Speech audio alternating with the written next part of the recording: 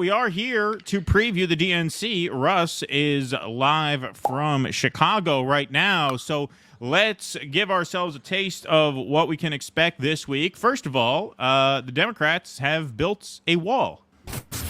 If you look behind me over my shoulder, you'll notice those fences and snowplows in place. We've actually watched all morning as they have started to bring in more metal fencing, more barricades, and these snowplows have been kind of navigating around those barricades and getting into place around the UC.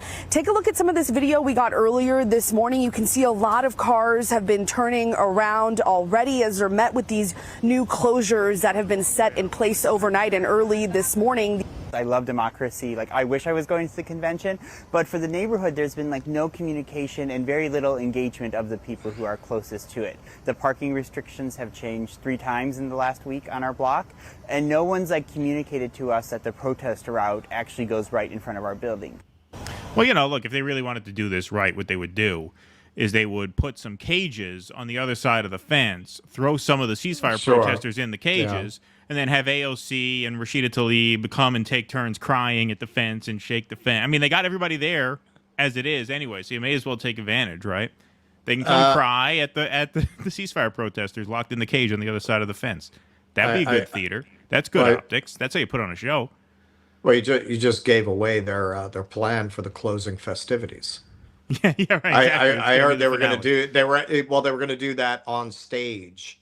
They're going to do it to some old Burt Bacharach tunes, and they're going to drop balloons during it. Yes, indeed. Yeah, though they built a wall around the United Center. You guys are going to get as close as you can. We will have to see what happens, what the logistics are. In terms of where these protests are going to start. Most of the protests are starting in Union Park, and then we will see from there what the routes are. You are going to be along for the ride, and we are going to be doing some remote streaming from where you are. I'll be in the control room right here, and so it should be quite the week. Here, let's finish this.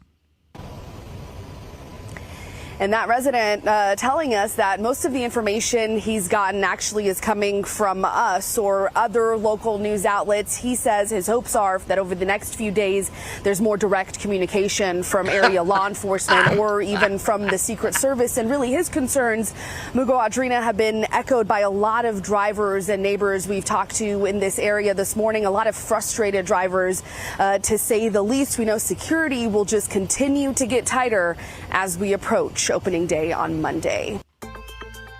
There you go.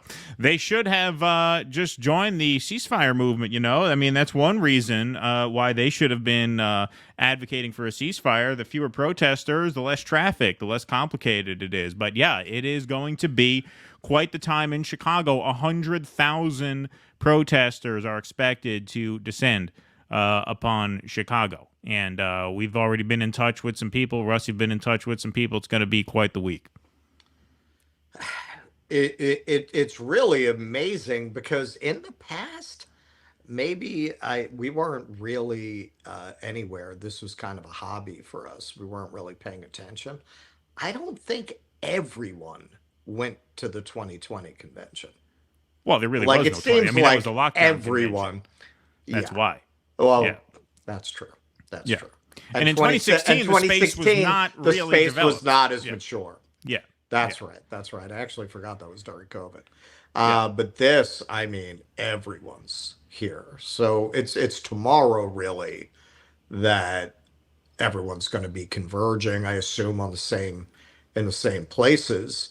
I do look, I don't want to say this and then have people get their hopes up and then they're disappointed.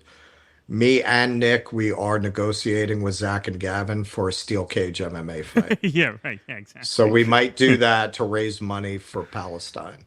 Yeah, there we go. It'll be a charity fight. Yes, a charity fight. We should have pitched that. That's a great idea. Let's see if they agree. That would be quite something. That would agree. Hey, there's a chance they'll be at the Jill Stein thing.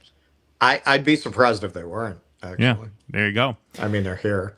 I would imagine we're all going to kind of be going to the same things. more But or yeah, man, I less. mean, Union Park is where most of these big protests are starting. Right, And right. they are They really well, the guarding Jill off. Stein thing is that Lincoln Park? Is that Lincoln Park? No, that's at a church. I forget where it is. It's at We a have a church. video up, and I'll tweet out the link because everybody who's in Chicago, try and get to that rally. That's going to be a great rally. And so you should definitely try and make it over there. We will tweet out the graphic to it. We have a clip up that plugs it, so it's there too. Yeah, we don't know how close people will be able to get to the United Center. I remember in 2016, the Wells Fargo Center in Philadelphia. Talk about the corporate naming of every venue, right? Wells Fargo Center. That's down by the river in Philadelphia, and there was a huge park that was right across the street from the venue where the Bernie supporters were allowed to protest. Oh, right. But that was like right across the street from the venue. It was pretty close. I don't think you guys are going to be able to get that close to the venue this time. I think they're going to have it walled off at least a square block or two out. It sounds like, yeah, well, because they have not faced this level of protest and dissent maybe since 1968. Yeah, since 1968. Yeah. Yep. That having a sense of humor, they decided to do this one in Chicago. Yeah. In that, Throwback. in that atmosphere. Don't ever let anyone tell you that neoliberal scumbags have no sense of humor. That's true. And that must be the motivation. It must just be a troll because usually nowadays you have the convention in a swing state. Like Right. the Republicans do it in Wisconsin. Last time the Democrats, it didn't matter where they did it last time. But 2016 was Philadelphia, Pennsylvania, swing state. Charlotte, North Carolina, where the Republicans went. Cleveland, Ohio. Chicago, I mean, that state is pretty much in the bag. I don't think that they're painting that state purple anytime soon. But that's where they chose to have it, and that's where we're going to be. I must say, and I've been around quite a bit since I've been here. I really haven't let the grass grow under my feet. And I was talking to you about this today. I'm used to such a high level of population density that I just expected when you throw the convention in, that every place was going to be a zoo. And Right. it's really not. I mean, I've been going to like the main attractions. And by my New York standards, they're like empty. Right. Like they're like the Art Institute of Chicago. And it's not great for Chicago. That's a great museum. That's one of the world's great museums. They have Yep. Nighthawks at the Diner. They have American Gothic there. A lot of course, you've got Le Grand Jatte from Ferris Bueller. Compared to the Met, is maybe like 10% the number of people you would see at the Met at a normal time. Right. Forget about with this like enormous event drawing hundreds of thousands of people. Yeah. No, there's no place like New York. No place like New York. Please clap.